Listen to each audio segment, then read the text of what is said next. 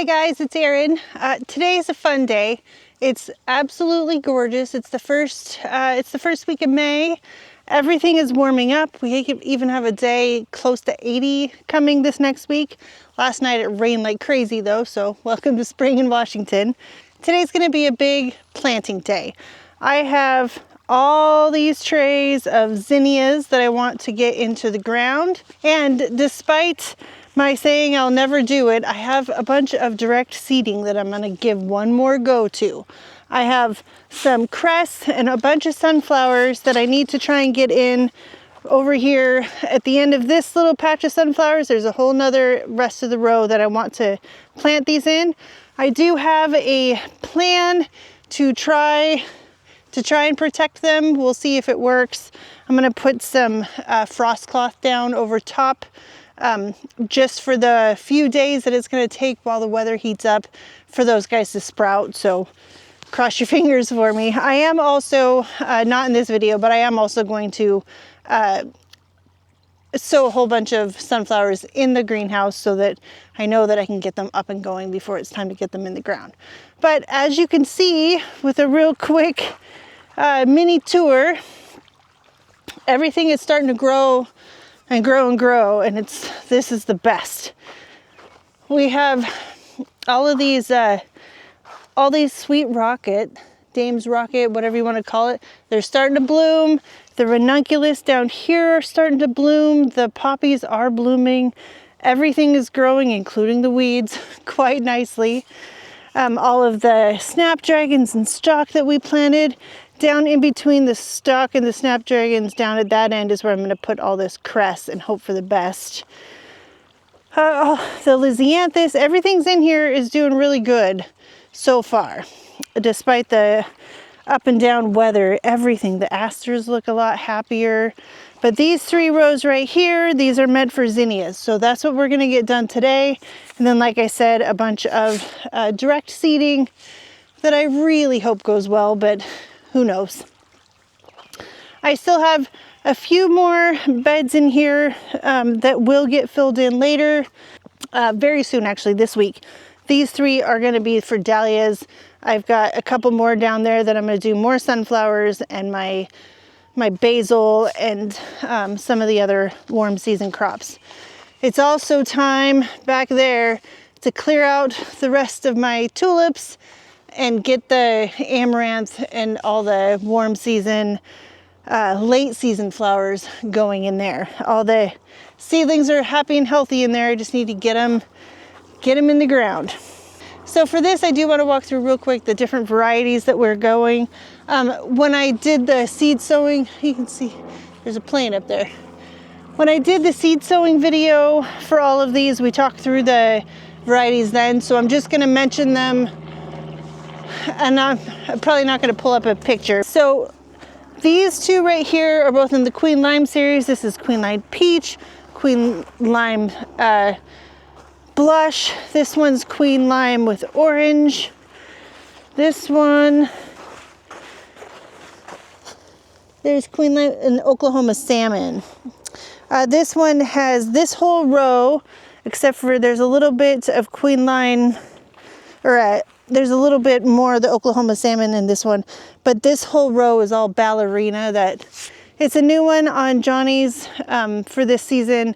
It's a really soft peachy pink color that I'm looking forward to. And then these ones are all the Benary's Giants. There's purple, there's Benary's Giant Lime, and then a couple golden hour. Oh, I forgot, one of these over here is Precious Metals also. And then the 2 golden hour trays. Those were from Florette. They were really beautiful last year, so of course I had to grow them again. I ordered enough to make it through a couple of seasons. We'll see, maybe next year, this coming season, she'll have a sale again, I'm hoping, because they're really beautiful, and I really enjoyed growing them. But there's a little bit of thought behind where I placed all of these. The Benary's Giant, these guys get much bigger than the rest. And since that direction is south, I put the taller ones here. I'm not real sure about the ballerina, but I can't imagine they're going to be bigger than the Veneris giants. But the Oklahoma and the Queen Lime, those are much smaller plants. So I did put some thought into how I planted those. And I also do intend to, probably not immediately, but when I go to pinch, I think I'm going to also put netting and some hoops in here to hold them up so they don't flop over like crazy. Last year, man, it was like a jungle getting through here, and it slowed everything down. So I would like to avoid that if I can. And then real quick, the sunflowers that I plan to start, I have Pro Cut. They're all Pro Cut. Gold Light, White Night, and Orange Excel. And then the crest, I've saved this for several years. It's fantastic filler. It's unexpected, especially in my little town's farmer's market, but it's beautiful in bouquets. And because I also have a wedding coming up in a couple months to do, I want to make sure that I have all the different types and any kind of different sparkly bits that I can have. And both of the crest and the sunflowers are really fast to germinate and fast to mature so that they're harvestable. So that's part of the goal here, is to get them up and going. I'm pretty excited. All these sunflowers look pretty darn good at the moment. They seem to be very well settled in and happy. And that in turn makes me happy. I can't wait. It'll be maybe 1 month, maybe a month and a half, and this whole field is gonna look so different than what it looks like right now. Everything is tiny, but this will be completely full and just magical.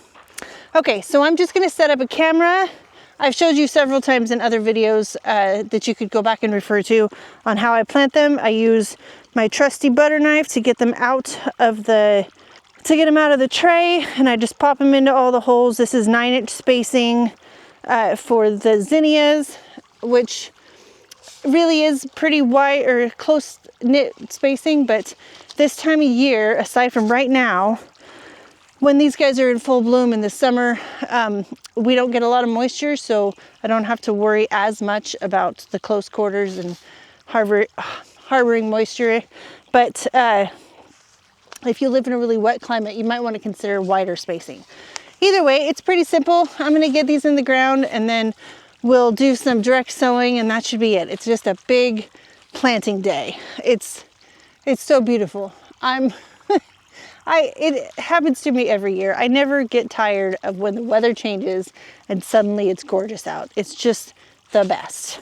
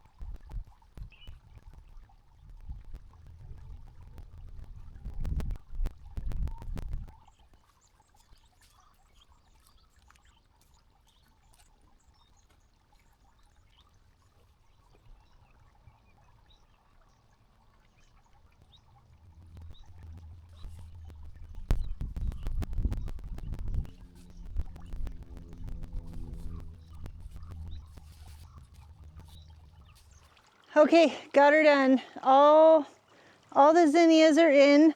I wound up, I didn't have the best germination on the ballerina variety. So I wound up with 10, 12 feet of this row to go, but that's okay. I have a tray of bee balm that I think I can put here. And all the rest of these guys are all in, ready for the summer. Okay, now I'm gonna work on getting the direct sowing done. Like I talked to you before, we're gonna put the sunflowers down here. Generally, I want to plant my sunflowers between 4 to 6 inches apart, just because the closer they are, the smaller the flowers, and I don't want a great big giant sunflower. I want, 4 or 5 inch sunflowers. That way they have the same effect, but they're just not unwieldy. You can't really, it's really hard. I shouldn't say you can't, but it's really hard to manage. It's really hard to put them in a bouquet when they're the great big sunflowers, flower heads. So I do it this way. I get manageable size and they're still just as beautiful. So I went down here and I just created some little furrows. Like I said, it's going to be close together, and I'm just going to go, I have 3 varieties, so I'm just going to go about 1/3 with each all the way down. I'll water them in, and then I've got some frost cloths that I'll put down over top of them. I'll just tack it down lightly just to try and keep the birds away. I have a friendly little robin who's been out here this whole time picking through the seedlings that I've scrapped that weren't still good. She would have a heyday with all the sunflower seeds. Now for the crest, I'm going to put it in here in these holes. These are the same kind of spacing as over here, but just really close together. And I'm just going to drop them in, water them in. They don't really need to be buried. And I'm going to hope for the best. I have lots of crest seeds, so if this doesn't work, I'll figure out a better way to do it. Maybe try again with some more frost cloth. I don't want to leave that on too long just because I don't want it to get too hot under there or dry out. Just long enough that they germinate and get up above where the birds can get them, or will get them. Okay, I'm just going to set up the camera and go for it.